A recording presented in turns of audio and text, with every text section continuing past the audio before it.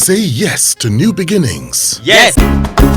Say yes to new beginnings. Yes. Say yes to... So how does a land buyer tell a genuine one from fake? Okay. Number one is physical verification. Number two is documentary verification. And then number three is spiritual verification. So number one, let's start with physical verification. If somebody wants to sell a land to you, take me there. Physically, let them take you there. When they take you to the land, by going there physically, you are not a fool, you have brain. You are seeing all the things around. As you are going, you are observing. You are seeing whether, okay, the way this place is looking.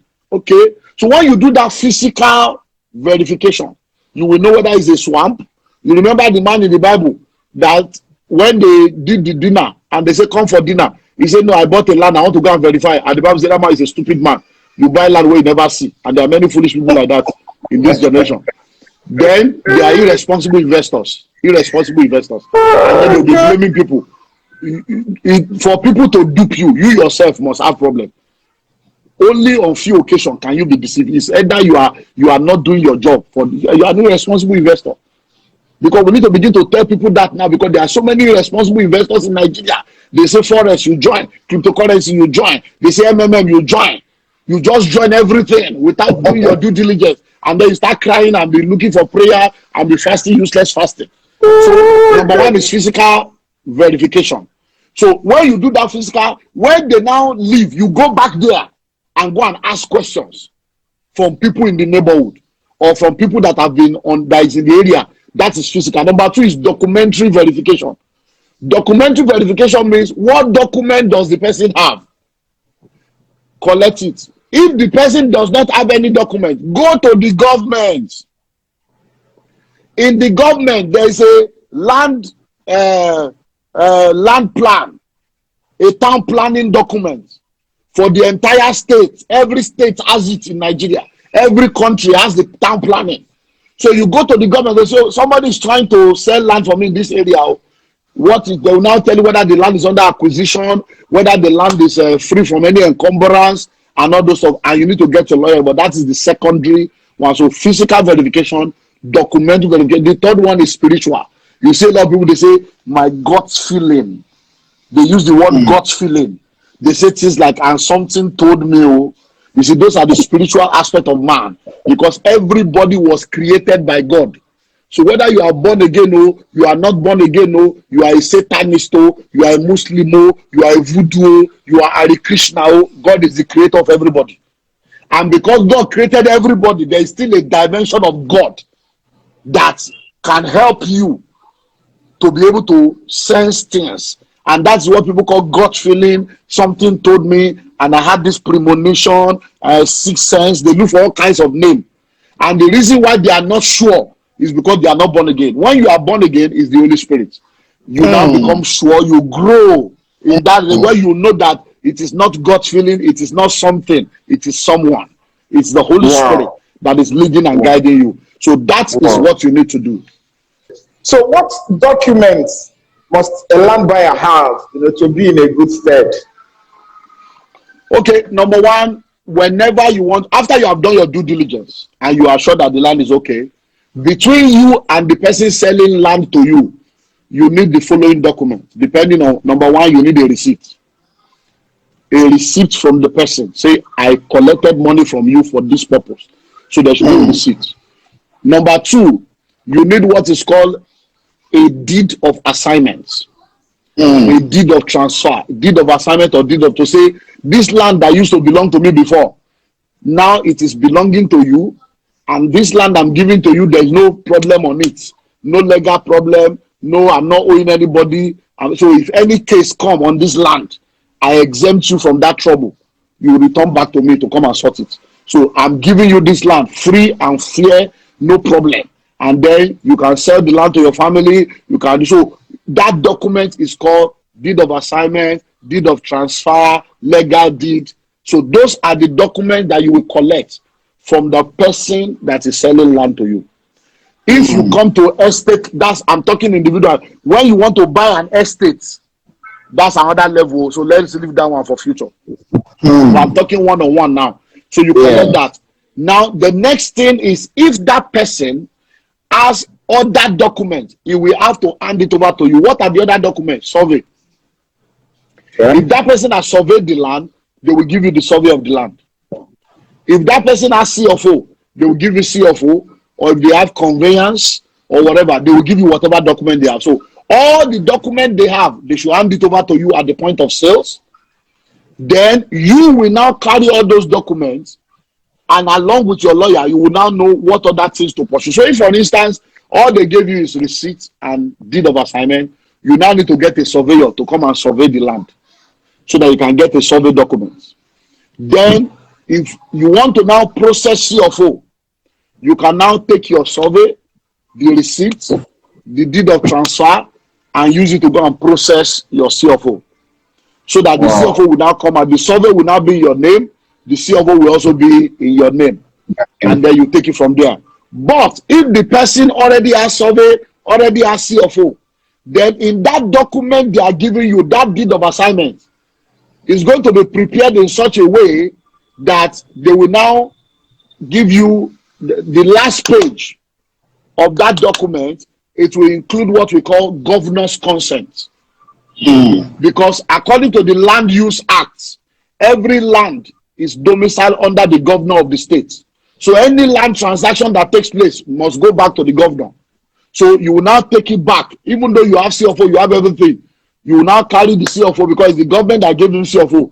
You will now go back to government and say, this man will now give CFO. I have bought his land. It is now my land, and I want the governor to consent to this transaction so that we move from there. So those are all the, so there are different documents. So by the time you are talking of real estate, then we are talking of excision, we are talking of gazette, we are talking of, so there are all kinds of stuff. So at this point, let me say this.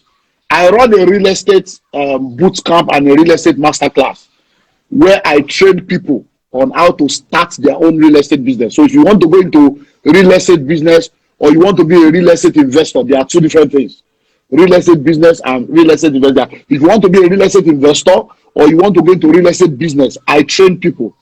Many of the people you see out there, if you hear names like Pertinence, Life Page, Sentinel, Revolution Plus, Sought After, GTEX, Adron, all these names, all these people you see, all of them, many others all over the country, by the grace of God, I have mentored them. Many of them, I trained them directly. They worked for me. They were my staff. They were my marketers. Some of them, I trained them. They went through my boot camp.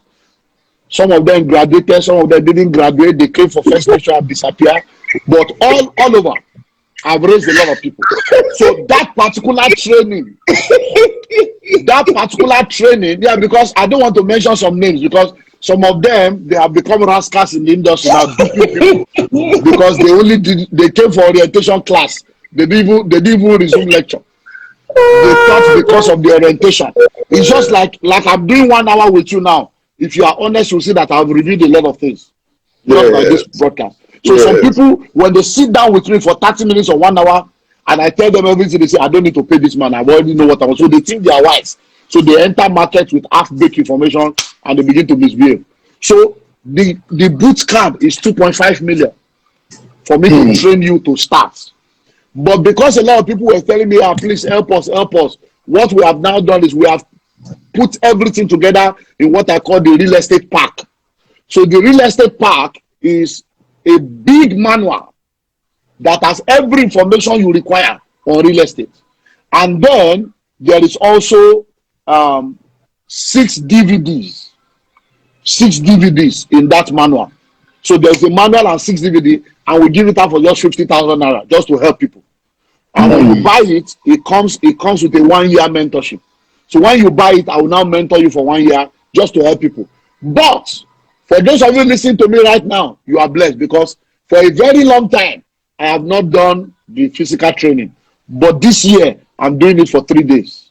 So in the month of May, Thursday 6, Friday 7th, and Saturday 8th of May. For 3 days, I'm going to be doing the real estate masterclass at Sheraton Hotel from 9 a.m. to 5 p.m. It's for serious-minded people, and it's 500,000 naira for the 3 days. Now, I'm bringing my boys. Revolution Plus will be there. Pertinence will be there. I'm bringing all of them to come and share their story of how I helped them, how they started, how they are making it. And I'm going to be bringing the lawyer, surveyor. I'm bringing power. You want to start your estate, how to do electricity. I'm bringing an apostle of electricity. I'm bringing people, every stakeholder in the industry. I'm bringing them so that I will introduce to all of them, surveyors, lawyers, architects, everything. Then, for registering, I'm going to be taking you through the entire curriculum. Understanding the power of real estate, types of real estate investment, understanding real estate document and processing, how to identify and source for real estate opportunities, publicity and marketing strategy, the diaspora market, creative and innovative strategies to increase the value of your land, how to price real estate, cash flow management strategy, how to manage your money, customer service and management, challenges of real estate investment, how to build a house with ease, international real estate business specific with America. So that meeting is 500,000 for 3 days. But anybody that pays between now and the 15th of March, there's a 30% discount. There's a 30% discount. So you pay 350,000 naira. 350,000 if you pay between now and 15th of March. Now, guess what? I am now doing something that I have never done before. For anybody that registers, I am going to give you 5 acres of land to practice with. Wow. So I'm giving everybody that come, I will give them 30 plots inside my estate for them to go and sell so that they can raise money to start their own and recover them. So if you are paying 350 or paying 500, by the time you sell 30 plots, for every 1 plot that you sell, you get 10% commission. By the time you sell 10 plots, you get 20% commission. So for the 30 plot alone, you're going to be getting between 3 to 6 million. That is your own return. And I'm going to give you 1 year to sell the 30 plots. So anybody that registers, I want to raise millionaires and billionaires. So if you need to go and borrow the 350, go and borrow. These are things to borrow money for. Yes. So if you need to go and borrow the 350, borrow. If you need to join with other people to say, okay, all of you bring money, me, I will go attend the seminar and I will come and train all of you. Do. This is an opportunity of a lifetime, and I don't know when next I will do it. Note. What are the easiest routes, to becoming a landowner and also being able to put up a structure on that land, becoming a landlord? Okay, so go back to knowledge. Now, I started with knowledge, and that's the key. Once you have knowledge, you will realize that some of the things we say, some of the beliefs we have are the reasons why we don't own land. You need to eradicate this aspect of plot of land. That's what plot. Eradicate it. Replace it with piece of land. So any land document you see, you will see a plot of land measuring a piece of land. So no matter the size of the land, don't let size be your issue. With 100 square meter, you can build a house. With 150 square meters, you can build a house. With 250 square meters, you can build a house. So the first thing is a piece of land. So no matter the size, just start. Because your first house does not have to be your last house. Yes. And then your first house does not also have to be your residence. You can buy the land and build and rent it out and still be a tenant somewhere else. But you already are a landlord collecting rent. I have people now, many of my sons and mentees that I've raised, I have a guy right now, he's collecting rent in 2 flats on the mainland here, and he lives on the island because of his office. But his house is not too far from where I am now, in the estate where I am, the second estate from here. And he collects rent from the 2, he builds 2 bungalows, he collects rent from the 2, and the rent he collects is what he used to pay rent in Lekki and take care of his family. So you may have a house and the location is not okay. Buy the land, build, and move on. So number one is piece of land. Once you have the piece of land, you don't have to build a mansion. I see people, you are husband and wife with 2 children, you want to build 6 bedroom, 5 bedroom. Who are you trying to fool? You want to build a duplex to climb to where? Where are you climbing to? You can build something that you can afford now, and you can build other ones later, because your first house does not have to be your final resting place. So start with what you can easily complete. So if it's room and parlor, you can do. If it's a studio, you can build. If it's a self-contained, you can build. Boys quarter style. If it's a bungalow, you can build. Start. And then once you have the design of the building you want to build, the next thing you need to do is to get the costing. There's what we call bill of quantities. So we can give you the cost of the entire building from beginning to the end, even before you start. Once you have that, you now phase it, so that you can say, okay, this month or this year or this quarter, I'm doing foundation to DPC. Next year, we'll do DPC to lintel. The third year, we'll do lintel to roofing. The fourth year, we'll do finishing. The fifth year, we'll pack it. So there's no rush. You phase it. Listen, right now, one block is 220 naira for one block. Cement is 3,300, 3,400. That means with 50,000 naira, you already have almost 15 bags of cement. 50,000. Oh. Now, with 220,000, you have 1,000 block. 1,000. With 22,000 naira, you have 100 block already. So to build is not difficult. It's a mental thing. Once you decide, every 50,000, every 100,000, you'll be seeing the building moving. But when you don't have a land, you have not started. You'll be spending 50,000 naira to do hair. You'll be doing bone straight. You'll be doing attachments, attach eyelashes. You do weave on. You do extension nails. You'll be buying handsets. You'll be buying all kinds of useless things, bag and shoe to match. Yet your destiny is not matching your bank account. Wasting money on irrelevant things because you don't have a vision of home ownership. But once you have a vision of home ownership like this, every 50,000 makes a difference. You can save the money and you do direct labor.